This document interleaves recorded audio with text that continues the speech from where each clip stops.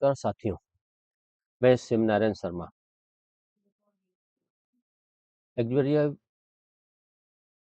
Developer limited ने और L&T ने जिस प्रकार से वरई प्रोजेक्ट में एक्वेरिया के वरई प्रोजेक्ट में लोगों को साजिश के साथ लूटा, उस मामले में मैं एक कंप्लेंट बनाई है और उसका वीडियो मैं आप लोगों को दिखा रहा हूँ।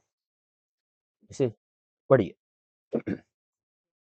यह application under section 31 of the real estate regulation and development act 2016 के तहत है, जो Maharashtra real estate regulatory authority को दी जानी है, जिसका ऑफिस बांद्रा कुर्ला कॉम्प्लेक्स में है। यहाँ आप अपना नाम, पता, संपर्क लिख सकते हैं, ईमेल एड्रेस, जो भी अपनी शिकायत देना चाहता है उसमें। यहाँ पर जो प्रतिवादीगण यानी जो विरोधी पक्ष है, वो रिस्पोंडेंट है। उसमें पहला number L&T housing finance limited है, जो एक्चुअली फाइनेंसियर भी है, एस्क्रो कंट्रोलर भी है और प्रमोटर इन कंट्रोल भी है इस प्रोजेक्ट का। स्पॉट नंबर 2 जो है एक्वेरिया डेवलपर्स लिमिटेड है, aquaria Varai developers private limited है, ये लोग रिस्पोंडेंट है। स्पॉट नंबर 3 में आरसील है, जो सरफेसी असाइनिंग परफॉर्मा रिस्पोंडेंट है। और रिस्पोंडेंट नंबर 4 जो है mister Rahul Nahar, promoter director controlling चित्राधिकार है। जुरिडिक्शन जो है ये माननीय प्राधिकरण धारा 31 रेरा अधिनियम 2016 के अंतर्गत इस शिकायत को सुनने हेतु सक्षम है, क्योंकि संबंधित परियोजना महारेरा में पंजीकृत है तथा महाराष्ट्र राज्य में स्थित है। इसमें शिकायत का विषय क्या है उसे समझिए। सब्जेक्ट ऑफ कंप्लेनेंट: 6 वर्षों से अधिक की अत्यधिक एवं जानबूझकर की गई देरी, एल&टी के पूर्ण नियंत्रण वाले एस्क्रो अकाउंट में जमा किए गए होम बायर्स के धन का दुरुपयोग, डाइवर्जन, एल&टी द्वारा प्रमोटर इन कंट्रोल के रूप में अपनी वैधानिक एवं फाइडेंसरी जिम्मेदारियों का उल्लंघन तथा वरई होम बायर्स को रिफंड एवं ब्याज सहित राहत प्रदान किए जाने हेतु है।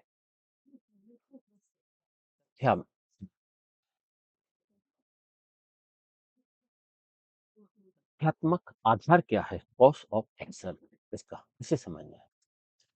आपके एग्रीमेंट है, एग्रीमेंट के क्लॉज में सभी के लगभग इन्होंने 2017 के बाद लिया है, उनके सब में। और एक चीज समझ लीजिए,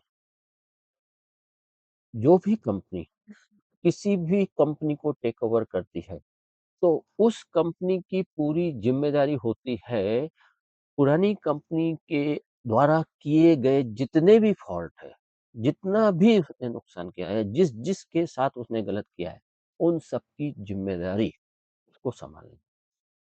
तो यहाँ पर एग्रीमेंट में जिस प्रकार से एल&टी का नियंत्रण है, उसे समझने के लिए एग्रीमेंट को देखना है, जो एग्रीमेंट फॉर सेल के रूप में आपके पास मौजूद है। इस एग्रीमेंट के अनुसार में एक पैरा है, उसे समझिए, पढ़िए। The promoter has mortgage the said building and the said plot with L&T Finance Limited and L&T Housing Finance Limited, herein after referred to as the promoter's mortgage bank, to avail construction finance facility. The promoter will provide NOC from L&T Finance Limited and L&T Housing Finance Limited for home loan oblique agreement to sell in favor of home loan lending bank of purchaser. The consideration shall be payable by the purchasers on behalf of the promoters in favor of Exerbia Varai Developers Private Limited. L&T Escrow Phase 3. Escrow account number at HDFC bank limited Sanpada branch IFC code A.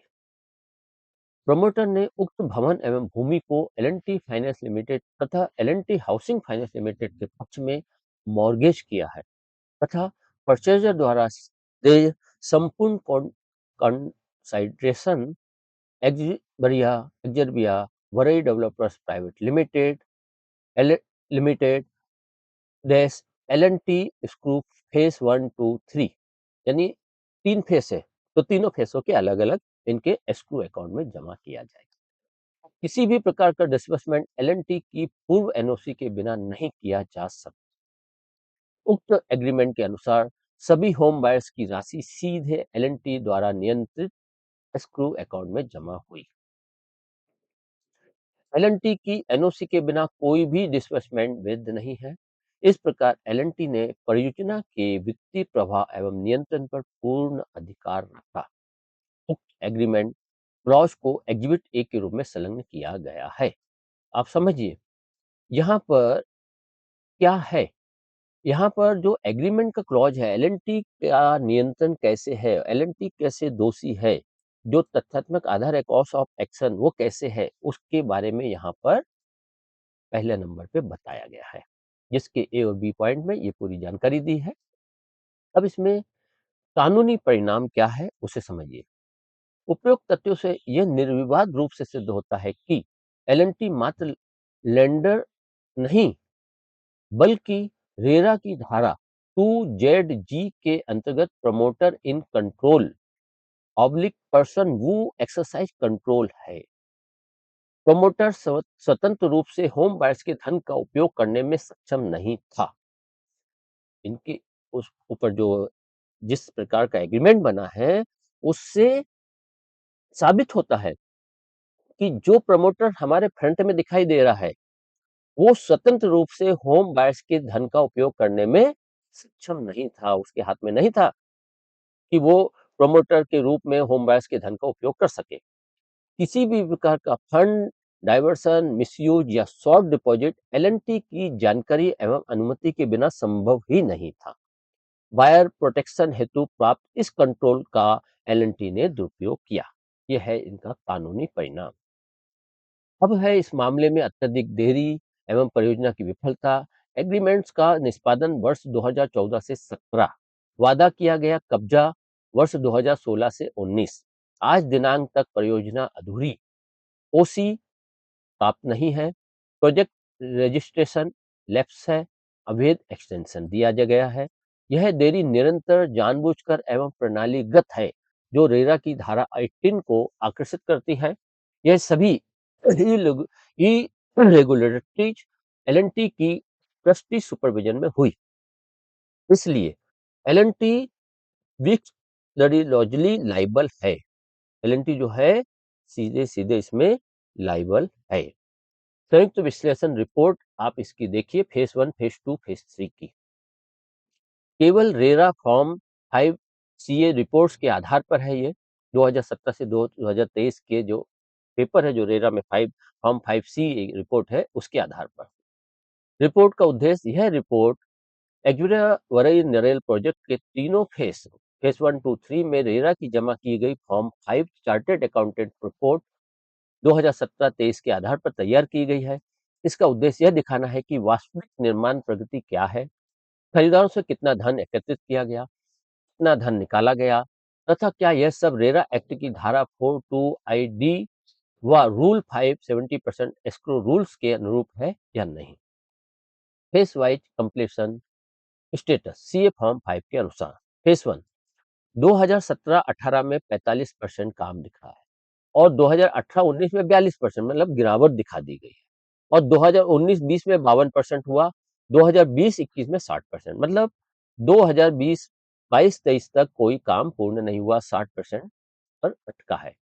Phase 2 2017-18 में 2% काम हुआ, 18-19 में 3%, 19-20 में 12% और 20-21 में 13%, मतलब phase 2 का काम केवल 13% हुआ है आज तक। 6 वर्षों में केवल 13% की प्रगति लगभग परियोजना। फेज 3 2017-18 में 15%, 18-19 में 25%, 19-20 में 33%, 20-21 में 36% और 22-23 में 51%, आधी से भी कम परियोजना पूर्ण। मुख्य निष्कर्ष, तीनों फेज में कोई भी फेज समय पर या पूर्ण रूप से समाप्त नहीं हुआ। थर्ड नंबर, बायर्स कलेक्शन बनाम विड्रॉ साझा चित्र। कुल बायर्स कलेक्शन कितना हुआ तीनों फेज का मिलाकर?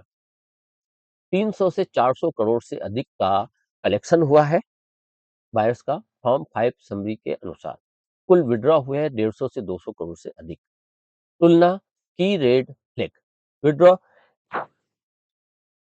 वास्तविक कंप्लीशन निर्माण जितना हुआ उससे कहीं अधिक धन निकाला गया।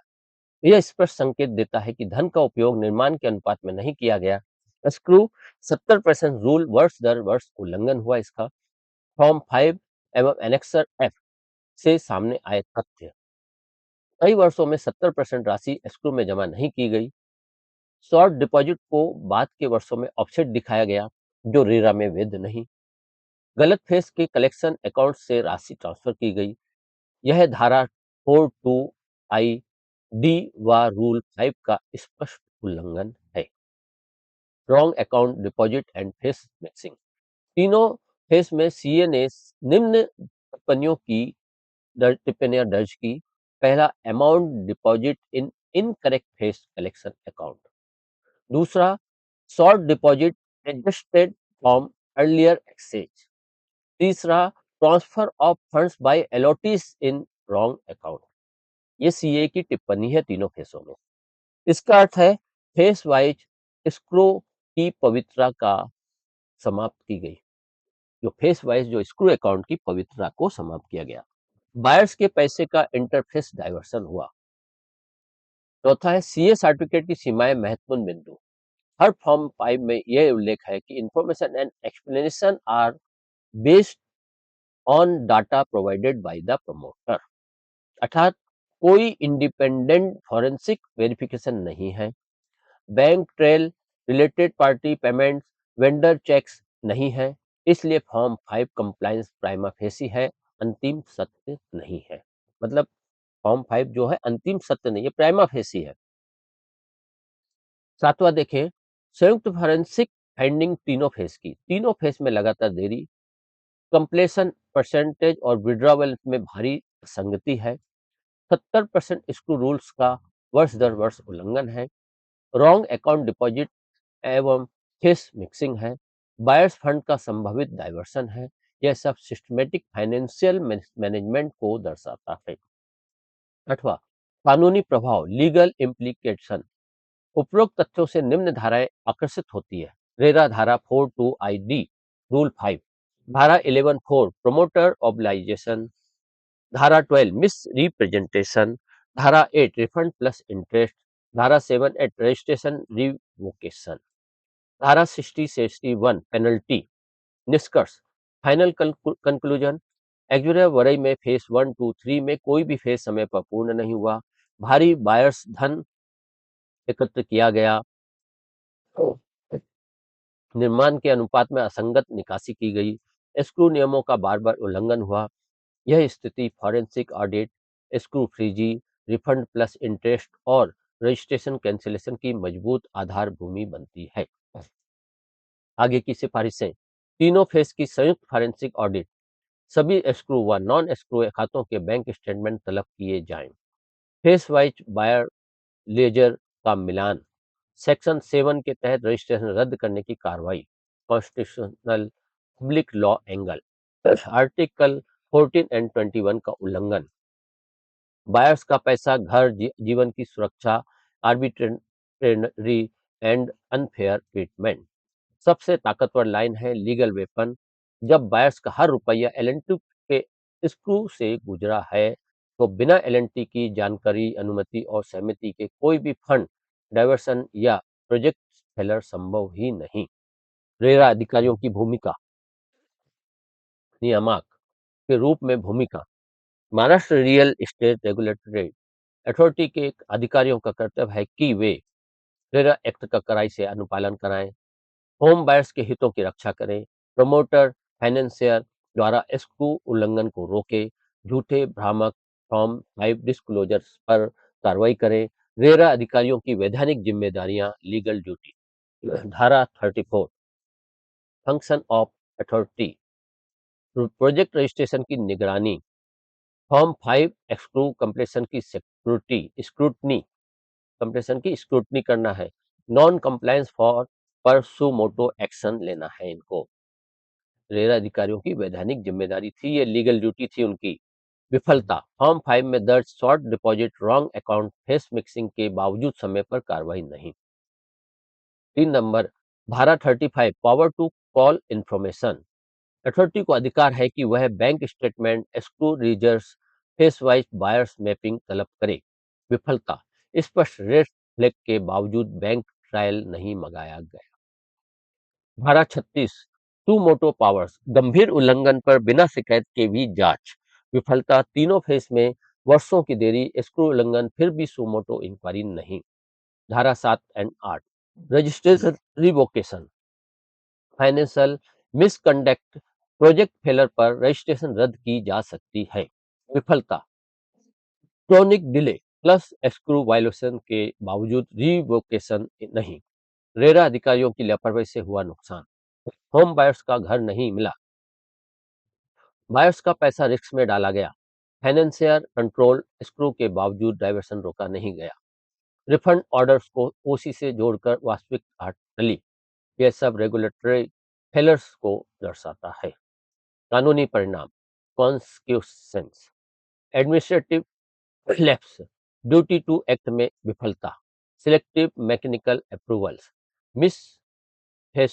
मिसफेसनेस इन पब्लिक अफेयर्स ऑफिस, जब अधिकारी जानते हुए भी कार्रवाई न करे, पर्सनल अकाउंटेबिलिटी उनकी बनती है।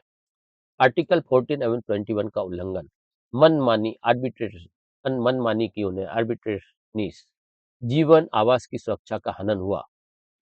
7वां, रेरा अधिकारियों के विरुद्ध मांगी जाने वाली कार्रवाई, डिपार्टमेंटल एक्शन, संबंधित अधिकारियों के विरुद्ध internal inquiry, disciplinary proceeding, vigilance reprimand, judicial direction, high court by PI, independent inquiry, retired जज कमेटी के द्वारा, फाइल नोटिंग ए व अप्रूवल्स की जांच, time bound corrective action, statutory direction, तीनों फेस की फॉरेंसिक ऑडिट होना चाहिए, escrow freeze plus control utilization होना चाहिए, सेक्शन 7 रिवोकेशन प्रोसीडिंग होनी चाहिए, डी RTI plus accountability, file noting extension reason on record, action taken report सार्वजनिक, मांग प्रेयर रेडी टू यूज, यह घोषित किया जाए कि रेरा अधिकारियों ने अपने वैधानिक कर्तव्यों का निर्वहन नहीं किया, जिसके कारण होम बायर्स को अपूरणीय क्षति हुई, अतः संबंधित अधिकारियों के विरुद्ध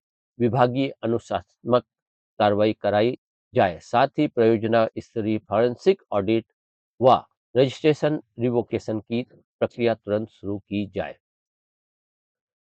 8वां पॉइंट है, रेरा एक्ट 2016 के तहत एलएनटी के विरुद्ध कानूनी आधार क्या है। एलएनटी प्रमोटर इन कंट्रोल है, स्टेटरी लाइबिलिटी बनती है उसकी। ग्राउंड 1 सेक्शन 2 जेड जी, रेरा पर्सन वू एक्सरसाइज कंट्रोल। प्रमोटर की परिभाषा, प्रमोटर में वह व्यक्ति भी शामिल है जो परियोजना पर नियंत्रण का प्रयोग करता है। सभी होम बायर्स की राशि एलएनटी कंट्रोल एस्क्रो अकाउंट में जमा हुई। एलएनटी की एनओसी के बिना कोई भी डिसबर्समेंट संभव नहीं था। भूमि एवं परियोजना एलएनटी के पक्ष में मॉर्गेज थी, इसलिए एलएनटी केवल लेंडर नहीं बल्कि प्रमोटर इन कंट्रोलर है और उस पर प्रमोटर की सभी वैधानिक जिम्मेदारियां लागू होती है। escrow and fund misuse, direct statutory breach. Ground 2, Section 42 ID, read with Rule 5, 70% escrow rule. Form 5 CA report 17-23 में short deposit, wrong account deposit, phase wise fund mixing, year wise offsetting दर्ज है। एस्क्रू एलएनटी के नियंत्रण में था, इसलिए यह उल्लंघन एलएनटी की जानकारी अनुमति के बिना संभव नहीं। ज्वाइंट एंड सेवरल लाइबिलिटी बनती है L and T plus promote. Third, failure to ensure completion, project delay, Ground 3, Section 11(4) RERA obligation to complete 6+ वर्षों की कोरोनिक डिले, कंप्लीशन परसेंट और विड्रॉवल्स में ग्रॉस मिसमैच, ओसी अब तक नहीं। फाइनेंसियर होकर भी एलएनटी ने प्रोजेक्ट कंप्लीशन सुनिश्चित नहीं की, जबकि उसके पास फाइनेंशियल चॉक पॉइंट कंट्रोल था। यह स्टेटरी ड्यूटी ब्रीच है, misrepresentation and non disclosure to buyers. Ground 4, section 12 RERA false incomplete disclosure, buyers को स्पष्ट रूप से नहीं बताया गया कि प्रोजेक्ट एलएनटी के पूर्ण नियंत्रण में है, मॉर्गेज सर्फेसाई रिस्क मौजूद है, एग्रीमेंट में कंट्रोल छिपाकर फॉल्स एश्योरेंस दी गई, बायर्स को इंडोर्स करके एग्रीमेंट कराए गए, misrepresentation, refund with interest, joint liability. Ground 5, section 18 RERA एग्री पोजीशन के बाद भी फ्लैट नहीं, बायर्स को प्रोजेक्ट से बाहर निकालने का अधिकार, डिले एलएनटी कंट्रोल प्रोजेक्ट में हुआ, इसलिए रिफंड प्लस इंटरेस्ट की joint and several liability LNT पर भी लागू। Ground for registration revocation, ground 6, section 7 and 8 RERA financial misconduct, escrow violation, project failure, registration रद्द करने का आधार बनता है, प्रोमोटर इन कंट्रोल होने से एलएनटी भी रिवोकेशन प्रोसीडिंग के दायरे में। Penalty provisions, ground 7, section 60 and 61 RERA wrong financial disclosure, escrow non compliance, project cost के परसेंट तक पेनल्टी, कंट्रोल होने के कारण एलएनटी पर भी दंडात्मक कार्रवाई संभव। 8वां, breach of fiduciary duty trust law, ground 8 escrow trustee liability, LNT ने स्क्रू ट्रस्टी कंट्रोलर की भूमिका निभाई, ट्रस्टी का कर्तव्य बेनिफिशियरी बायर्स के हितों की रक्षा, फंड मिसयूज रोका नहीं, डिले अलाउ किया, breach of fiduciary duty, breach of trust, ये एलएनटी का गुना, vicarious and conspiracy liability, ground 9 vicarious liability, promoter Xrbia के कृत्य कंट्रोलर एलएनटी के नियंत्रण में, एजेंसी प्लस कंट्रोल डॉक्ट्रिन से एलएनटी जिम्मेदार, ground 10 criminal conspiracy, IPC 120 B systematic fund handling, buyers money risk में डालना, टाइमा फेसी कॉन्स्पिरेसी का आधार, criminal law ground were involved, ground 11 IPC 406-409 criminal breach of trust, buyers का पैसा ट्रस्ट में लेकर उसका मिसयूज अलाउ करना, ग्राउंड 12 आईपीसी 420 चीटिंग, कंप्लेसन का झूठा भरोसा, कंट्रोल छिपाकर agreement, IPC 120 B criminal conspiracy, Aquaria plus L and T की साठगांठ, बायर्स फंड का systematic misuse, banking and SARFAESI misuse, ground 13 unfair banking practice, buyers fund के बावजूद प्रोजेक्ट कंप्लीट नहीं कराया, सरफेसी से बायर्स के अधिकार खतरे में, आरबीआई डीएफएस नॉर्म्स का उल्लंघन, most powerful legal proposition use as court, when every rupee of home buyers is routed through an L&T control escrow account and no disbursement possible without L&T NOC. Any fund diversion, delay or project failure is impossible without L&T knowledge, consent and control.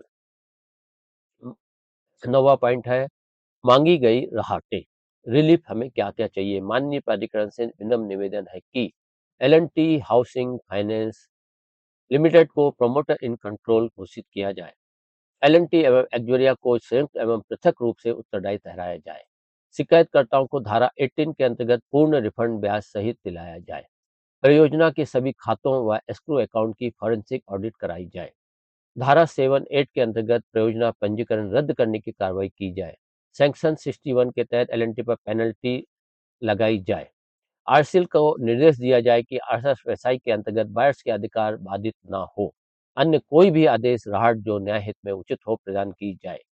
यहाँ पर आप लोग हस्ताक्षर की तारीख लिखिए और स्थान लिखिए आप कि कहाँ से आप ये कंप्लेंट कर रहे हैं। वेरिफिकेशन कीजिए, आप अपना यहाँ पर उम्र वगैरह ये सब डालिए, आपका नाम डालिए यहाँ पर, उम्र डालिए, धंधा क्या है, पता अपना लिखिए यहाँ पर, शपथ पूर्वक घोषणा करते हैं, ये सब चीज़ है, दिनांक और स्थान और हस्ताक्षर कीजिए। आगे देखिए, अब इसमें हम जो चीज़ कर रहे हैं वो है अंडर सेक्शन डेवलपमेंट महाराष्ट्र शिकायतकर्ता रिस्पोंडेंट नंबर 13, इसमें हम लिस्ट ऑफ डॉक्यूमेंट्स हमें लगाने हैं। तो ये डॉक्यूमेंट कैसे लगाने हैं ये देख लीजिए आप। पार्टिकुलर्स है, पेज नंबर डालना है, उसमें वर्ष 2017-2023 की संयुक्त अंतिम रिपोर्ट का विश्लेषण जो हमने बनाया है उसका विश्लेषण यहाँ पर लगाना है, उसके पेज जितने हैं। आरसीएल रिपोर्ट का विश्लेषण वो यहाँ पर लगाना है, और एलएनटी को भेजे गए शोकॉस नोटिस, जो भी आपने नोटिस भेजे हैं शोकॉस इसको एलएनटी को, वो यहाँ पर कितने पेज है वो आपको 3 ये लगाने हैं एग्जिबिट के रूप में। अभी फॉर्म सीए रिपोर्ट जो है फॉर्म 5 बेस पर वो हमने यहाँ पर बनाई हुई है, जिसकी रिपोर्ट को यहाँ पर ऑब्जर्व करके उसको लिखा गया है। इसे आप देख सकते हैं, इसमें किस तरीके से कैसे ये बना हुआ है और ये किस आधार पर बनाई गई है, ये पूरा यहाँ पर आप पढ़ेंगे। पढ़ने के बाद ये जिस आधार पर बनाई गई है उसे भी आप नीचे देख सकते हैं। उन सभी फाइलों को क्यूआर कोड पर आप स्कैन करेंगे तो ये सभी 6 फाइल जैसे है इनकी सीए की रिपोर्ट की, वो आप देख सकेंगे। ये देखिए, ये यहाँ पर ये सारी फाइलें आप फेज़ 2 की, फेज़ 3 की देख सकते हैं। ये क्यूआर कोड को स्कैन करेंगे तो आपको दिखाई दे जाएगी। इसके अलावा आप ये देखिए जॉइंट रिस्पॉन्सिबिलिटी रिपोर्ट, ये आरसीएल की जो है, आरसीएल और एलएनटी दोनों ने मिलके जो जो उन दोनों की रिस्पॉन्सिबिलिटी है वो यहाँ पर बताई गई है, प्रतिवादी है। कौन? RCL LNT. एग्जिबिट कार्बन एसेट रिकंस्ट्रक्शन कंपनी लिमिटेड, ये जो है आरसीएल क्या है? Asset reconstruction company India limited, RCL. और LNT housing finance limited, LNT and finance limited, ये जो दोनों है रिस्पोंडेंट 1 एंड 2 है। दस्तावेज आधारित तथ्य है, डॉक्यूमेंट्री फैक्ट है, एलएनटी का पूर्ण एस्क्रो अकाउंट, ये सब चीज इसमें मेंशन करी गई है। एग्रीमेंट फॉर सेल, एलएनटी की पूर्व एनओसी के बिना कोई भी डिस्बर्समेंट नहीं हो सकता था, ये सीए रिपोर्ट में है।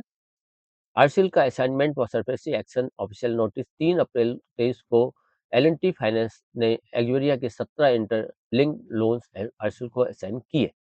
ये 17 लिंक लोड कहाँ से आए? ये किसने? एलएनटी ने बताना था किसको? बायर्स को, और उसके बाद एयरसेल को असाइन करना था, लेकिन एलएनटी ने क्या किया? ये सीधे उठा के इधर कर दिया। क्यों? ये पूरा एक खेल, एक बहुत बड़ी साजिश है जो एलएनटी ने करी है, क्योंकि आरसीएल में भी इनका ही डायरेक्टर बैठा है एलएनटी का। आरसीएल में भी एलएनटी का ही डायरेक्टर बैठा हुआ है, जो साथ-साथ एलएनटी की कंपनियों को हैंडल कर रहा है, उनका डायरेक्टर है। यहाँ पर 943 करोड़ का एक्वेरिया ग्रुप के ऊपर कर्जा दिखाया जा रहा है, और जो 16/5/24 को इन्होंने 13 फॉर सिंबॉलिक पोजीशन ली इस मामले में। शेड्यूल 1 में एक्वेरिया बरई स्पष्ट रूप से मॉर्गेज प्रॉपर्टी के रूप में शामिल है। Exhibit R4 RCL position notice है, R4 respondent number 4 RCL position RERA form 5 से निकले फॉरेंसिक रेड फ्लैग 2017-23 है।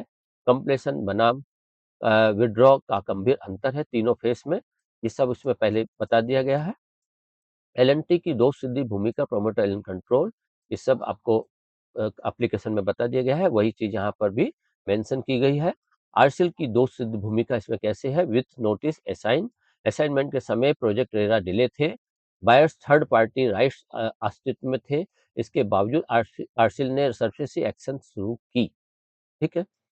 Overreach under SARFAESI recovery unsold invention receivable तक सीमित होनी चाहिए। बरई नेरल में बायर्स सोल्ड यूनिट पर भी शैडो चार्ज का खतरा पैदा किया गया। परिणाम रेरा प्रोटेक्टेड राइट्स का उल्लंघन, exit R10 due delegation failure. RCL ने रेरा स्क्रू वायलेशन की जांच नहीं की, बायर्स इंटरेस्ट सेफगार्ड प्लान प्रस्तुत नहीं किया। परिणाम unfair and inequitable recovery attempt, joint and several liability LNT plus RCL. आधार स्क्रू कंट्रोल एलएनटी का, फंड मिसयूज रोकने में विफलता, पोस्ट असाइनमेंट, बायर्स राइट की अनदेखी की, इसने भी अनदेखी की, प्रोजेक्ट फेलर्स एनेबलमेंट, ये भी जब हर रुपया एल&टी कंट्रोल एक्सक्यू से गुजरा और आरसीएल ने उसी प्रोजेक्ट सिक्योरिटी को नॉलिंग क्योर किया, तब डिले, डाइवर्सन और बायर्स प्रेजुडिस के लिए दोनों संयुक्त रूप से उत्तरदायी। ये निष्कर्ष है, मतलब आरसीएल और ये दोनों संयुक्त रूप से उत्तरदायी है।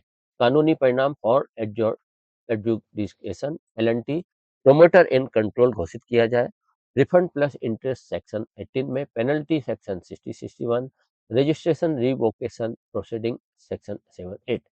आरसीएल सरफेसी को अनसोल्ड इन्वेंटरी तक सीमित, बायर सोल्ड यूनिट्स पर किसी भी एक्शन पर स्थगन, रेरा कंप्लेंट रिकवरी प्लान का निर्देश, exhibit R3 agreement for sale, RCL एक्सक्लू प्लस एन अकाउंट है, पोजीशन नोटिस और ये सब चीज़ें हैं। यहाँ पर आप आरसेल के कानूनी चार्ज को क्यूआर कोड पर स्कैन करके इसको आप चेक कर सकते हैं। ये पीडीएफ यहाँ पर रखी है।